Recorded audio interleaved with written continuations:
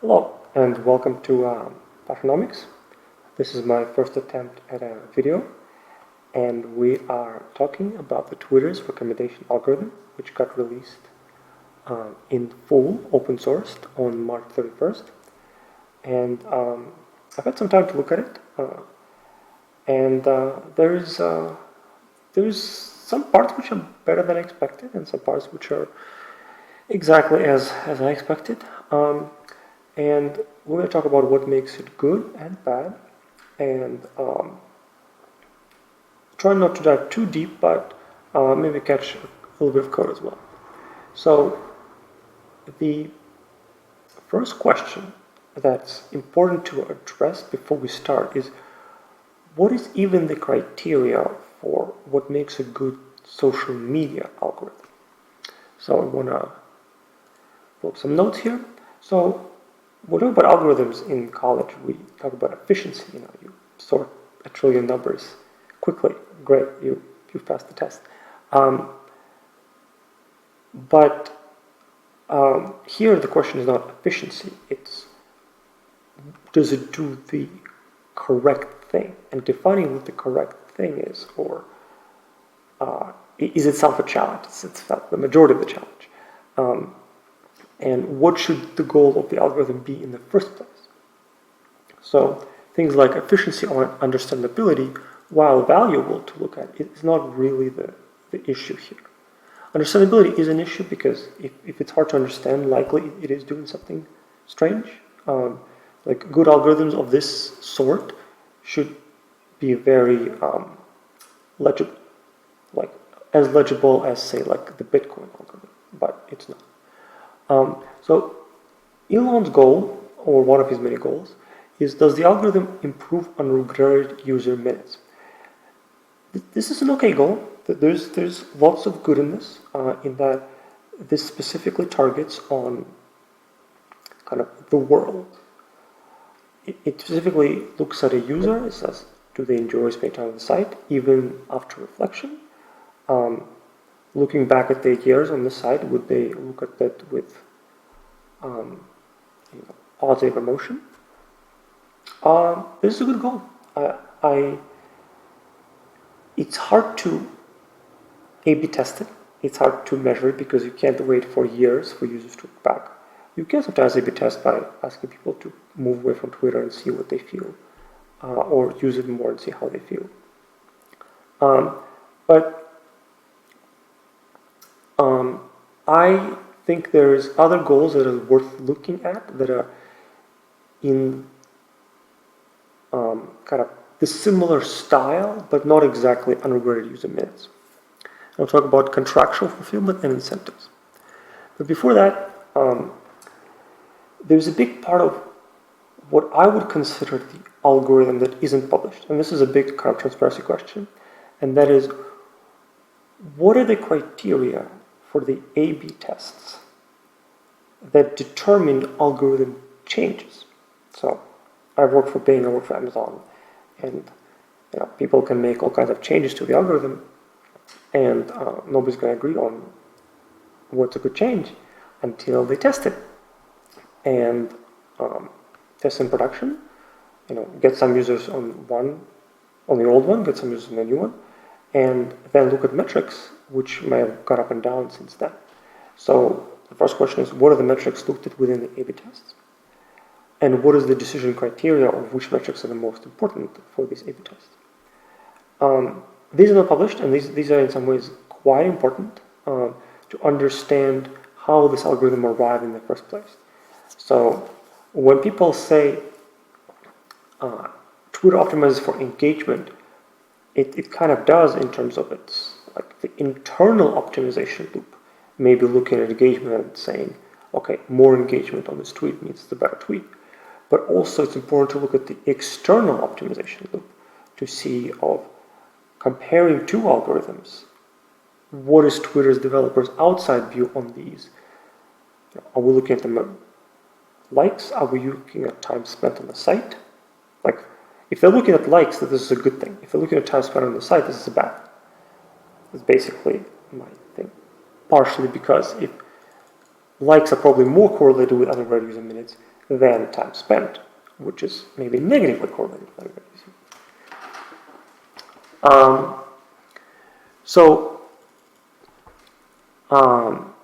But the goals that what I think is worth putting as high as I'm going to use in minutes, or as sub goals, is contractual fulfillment. Like, does the site perform roughly what users expect it to perform? Now, people have different expectations,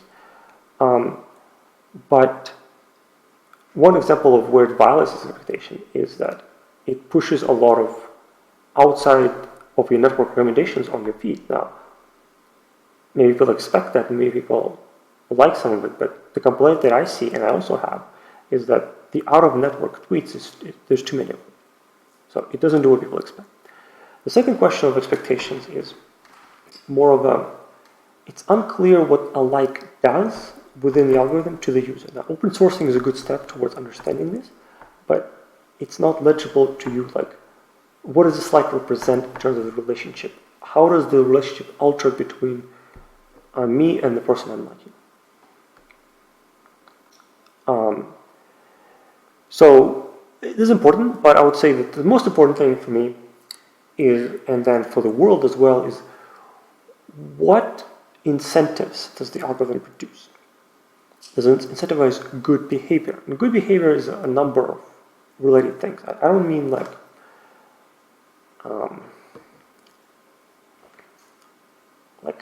just politeness, although politeness is important. Politeness is very important. It's also like, do you aim towards truthfulness? Do you aim towards usefulness? Do you aim towards things that uplift one another? Or you could do the opposite examples of, do you aim to increase anger? Do you aim to increase hostility of different people? So I'm gonna take a wild guess here, is that Twitter algorithm can be vastly improved in this category. And there's one category which is obvious, which is the quote tweets problem. And that is, from what I've seen, quote tweets are counted about the same as retweets, when retweet is a positive signal and quote tweet is a frequently negative signal. And so quote tweeting is a bad, like, it shouldn't be counted as a positive sign. It's a little bit like if Twitter paid people to kick puppies, you would say, wait a second, this is bad, Twitter, you shouldn't pay people to kick puppies. Don't teach them to do this. But if it's kicking other people, you create a certain incentive for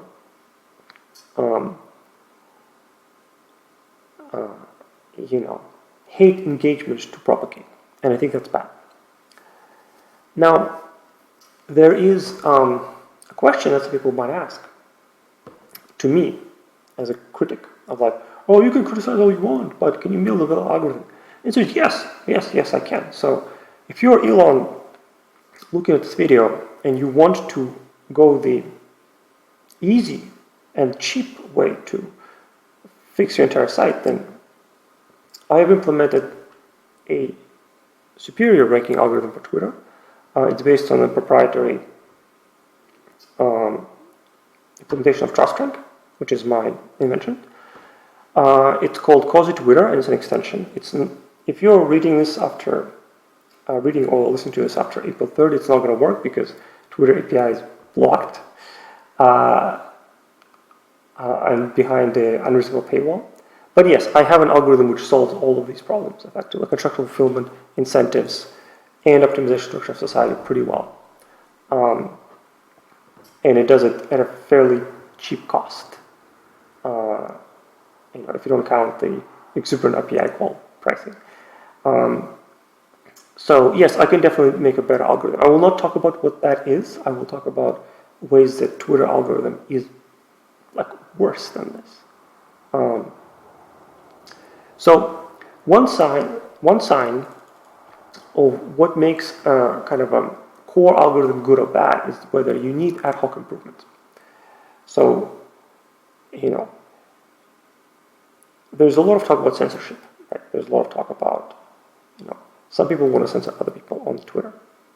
To me, this is in some ways a failure of the algorithm, that it didn't properly kind of separate people into camps where they don't see each other's info. If people are fighting for a censorship of a local space that is jointly owned, maybe they shouldn't jointly own the space, maybe they should have their own spaces, and then the fight will subside. So to me, a big fight over censorship is in some sense a failure of properly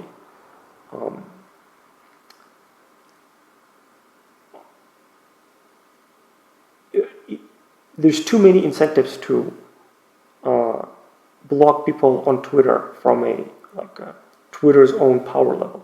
And this to me is saying that Twitter is promoting some content to some people who don't want to see it. And as a result, those people want to censor it. So this is kind of a big ad hoc involvement, which is pointing to me there's kind of strangeness in the algorithm. I mean, even something like we don't want to show tweets from the same user too much.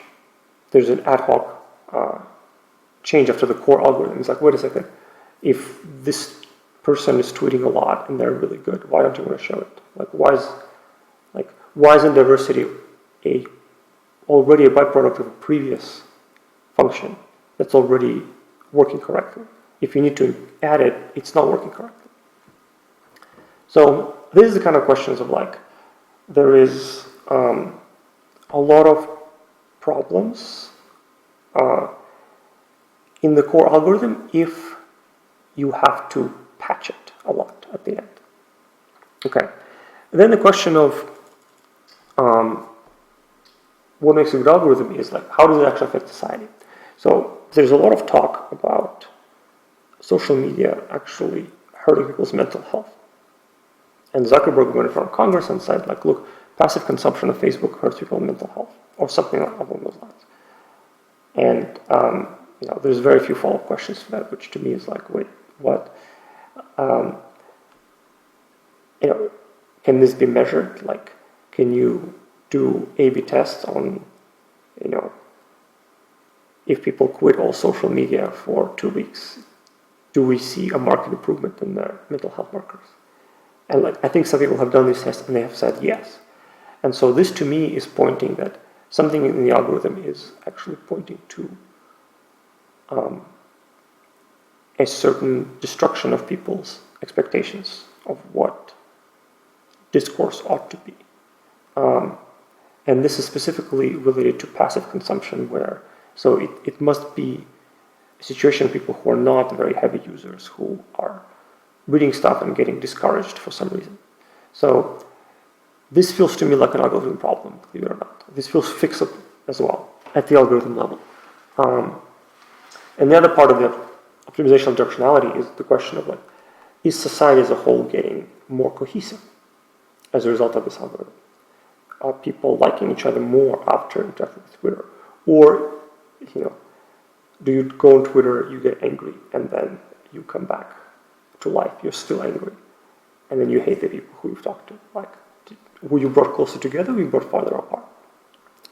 And there's definitely times where Twitter mobs who cancel people is a thing, and it is a thing that is now gives people pause to do stuff in the workplace or online which would have been okay before. And this cancel culture didn't originate with Twitter. It's not only a Twitter thing, but this hostility which may discourage a lot of people from either starting new businesses or putting themselves out there may actually be pretty negative. So this encouragement of Twitter mobs may be a bad thing.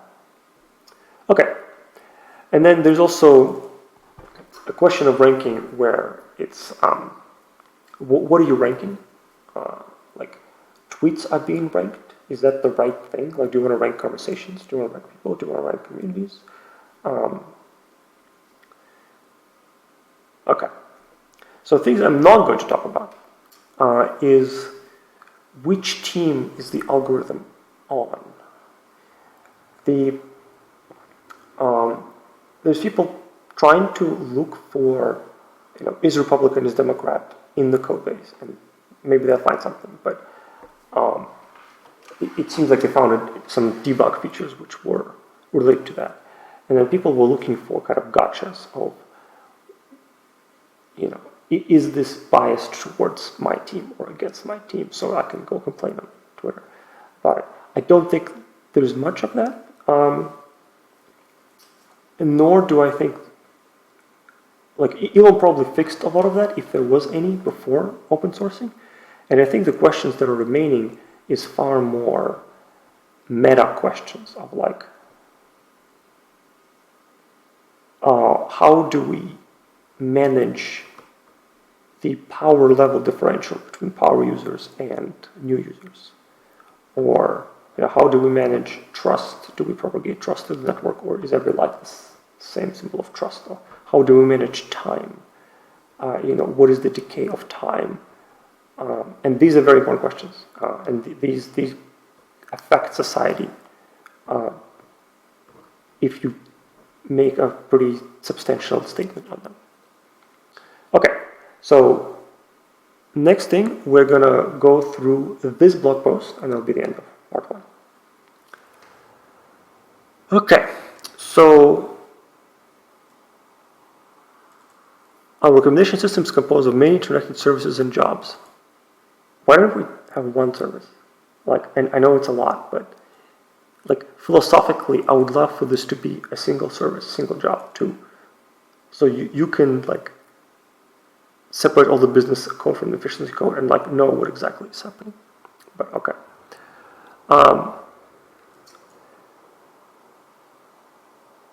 These models aim to answer important questions about Twitter network. What is the probability you interact with another user in the future? Oh boy.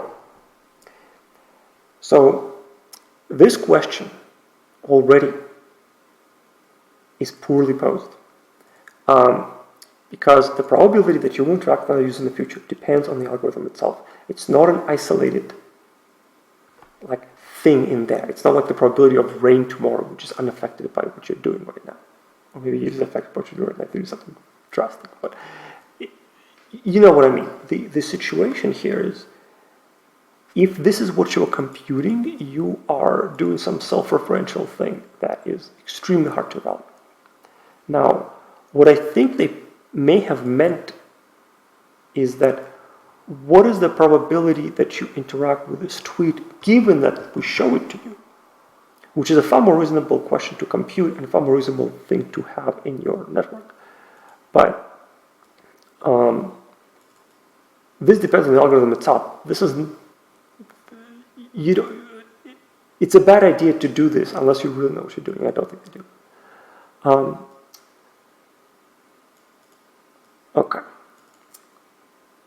Okay, we fetch the best tweets.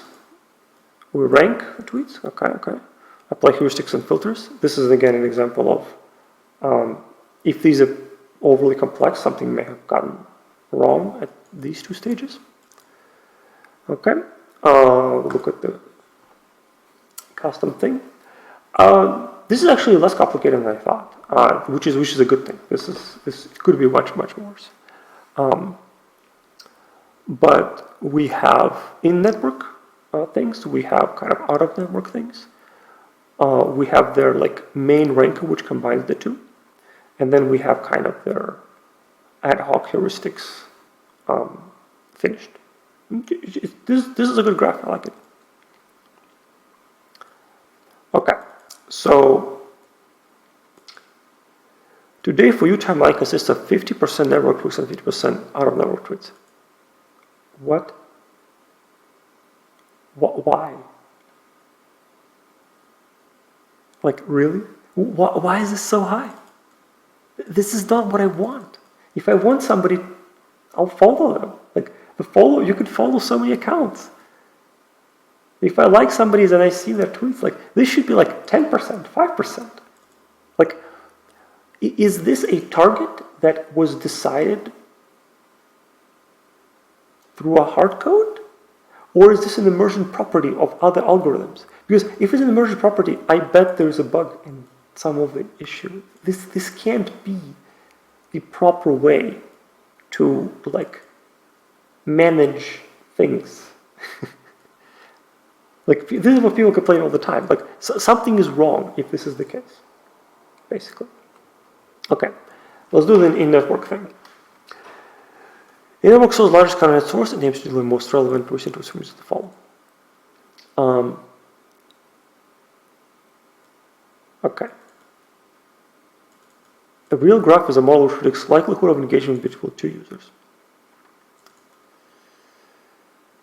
Okay. I want to read the real graph paper pretty quick, because this sentence is like confusing because likelihood of engagement depends on the algorithm itself.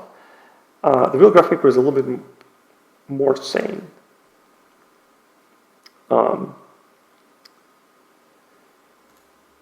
Okay, let's look at this. So, these interactions provide a window into understanding the strength on Twitter. We want to assign a quantitative strength value for each directional pairwise connection on Twitter. I like this. I mean, this is like, friendships are not the same, strengths not the same. You don't want to treat them as the same.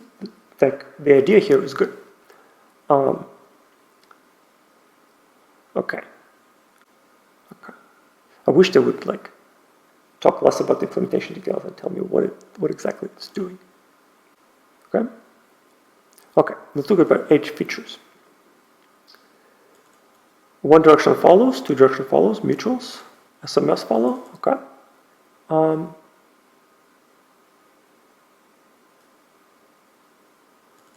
Visible interactions, retweets, favorites, mentions, messages, implicit interactions, clicks or visits profile page.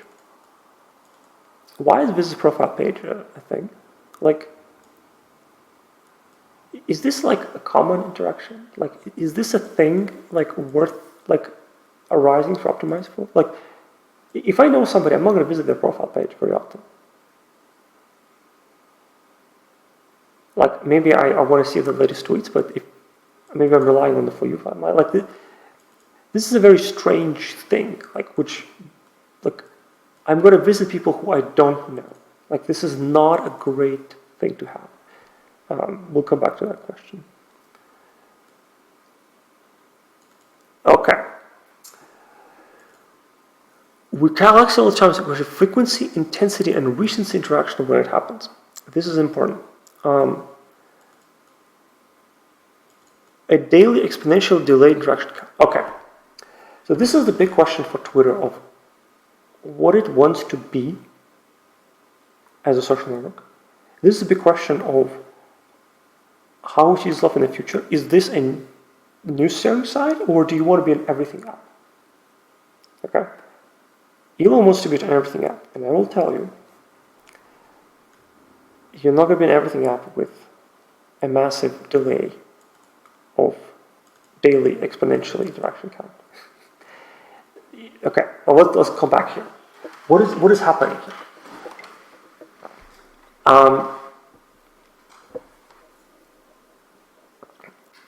Twitter values interactions, which happened recently. And if it happened 2 days ago, it's exponentially worse than it's happened, 1 day ago. But 3 days ago, it's actually worse than 2 days ago. So it seems like, sure, the number of days when such interaction happens, the number of mean variance interaction counts, those are not like exponential, so maybe those are like more okay. Number of days since last interaction of this type, okay, so if somebody hasn't talked to somebody in 30 days, then maybe they're not as friendly as somebody who talks every week. Number of days since first interaction of this type happened, like, sure, okay. So you start interacting, then do you keep interacting, and at what frequency?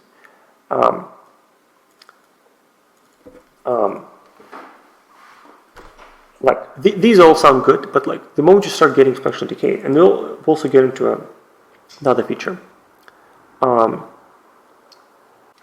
So, okay, so what is happening here? We have a bunch of features. We that focus on interaction, including some features which will look at like bias various interaction very heavily. We kind of, it's unclear what the training of this is doing, but okay. We create a certain like score of a person-to-person, what they call it, weight, like a person-to-person tie. Like this is your friendship score. This is your friendship level. Like 1 to 10, how good of a friend you are. Then we compute personalized PageRank. I really like this. This is extremely positive thinking. Whoever came up with this is good. Like, okay, it's not as good as TrustRank, which is what I came up with, but this is like on the way there. So, so not only this is PageRank where it says like, okay, if A interacted with B and B interacted with C, that means sort of A is kind of wants to interact with C. It's not just the global PageRank, it's the personalized PageRank, which is important. It's good. And then you have a similarity. So, okay, we'll look into that in a second. So, okay, so